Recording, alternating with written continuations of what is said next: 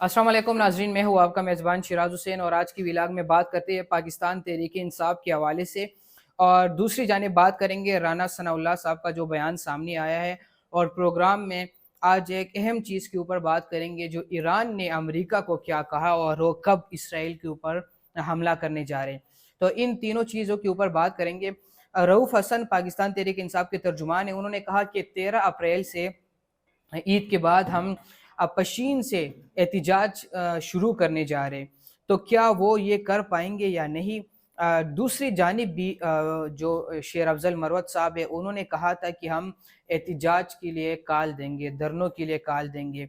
तो क्या ये पाकिस्तान तहरीक इंसाफ के लिए कितना नुकसानदेह साबित हो सकता है। उसकी वजह यह है कि इमरान खान साहब को तो अभी तक ये डील है, ऑफर है कि आप 3 साल के लिए बनीगाला में खामोशी से बैठ जाए तो हम आपको कुछ नहीं कहेंगे।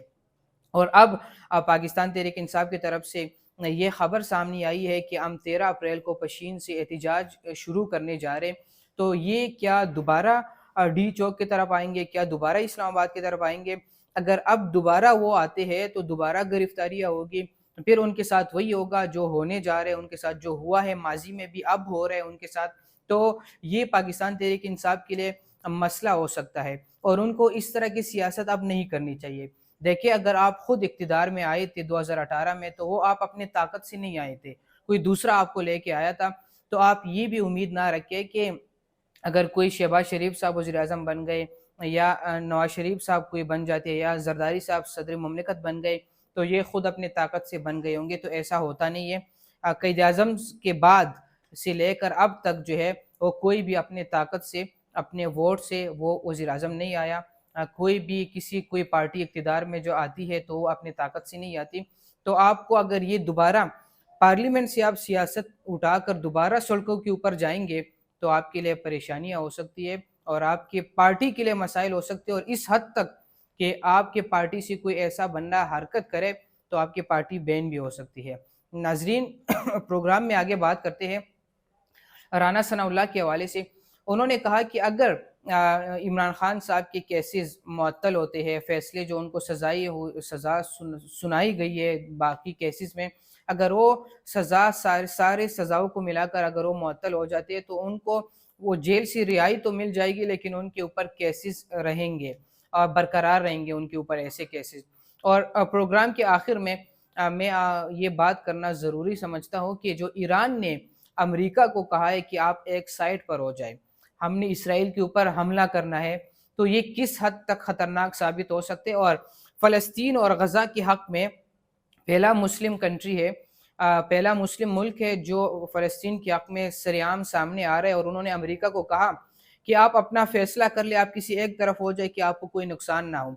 और अमरीकी जो खुफिया एजेंसीज़ है, उन्होंने कहा कि ईरान जो है वो इसराइल के ऊपर हमला कर सकता है, ड्रोन अटैक्स कर सकते हैं और क्रूज़ मिज़ाइल का इस्तेमाल भी कर सकते हैं। और उनका ये इरादा जो है वो रमज़ान ख़त्म होने से पहले-पहले है, यानी ईद से पहले-पहले।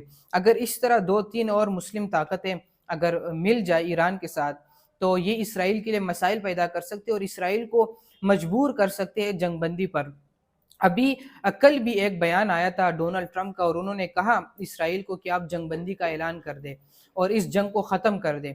बाइडन ने भी कहा कि अगर वो फ़लस्तीनी अवाम को तहफ़्फ़ुज़ नहीं दे सकते तो हम उनसे उनका जो हिमायत का हमने ऐलान कर रखा है उसको हम तर्क कर सकते हैं। तो बाइडन साहब, जो बर्बादी आप लोगों ने करनी थी वो तो आप लोगों ने कर ली है, जिन लोगों को तबाह व बर्बाद करना था वो आप लोगों ने कर लिया।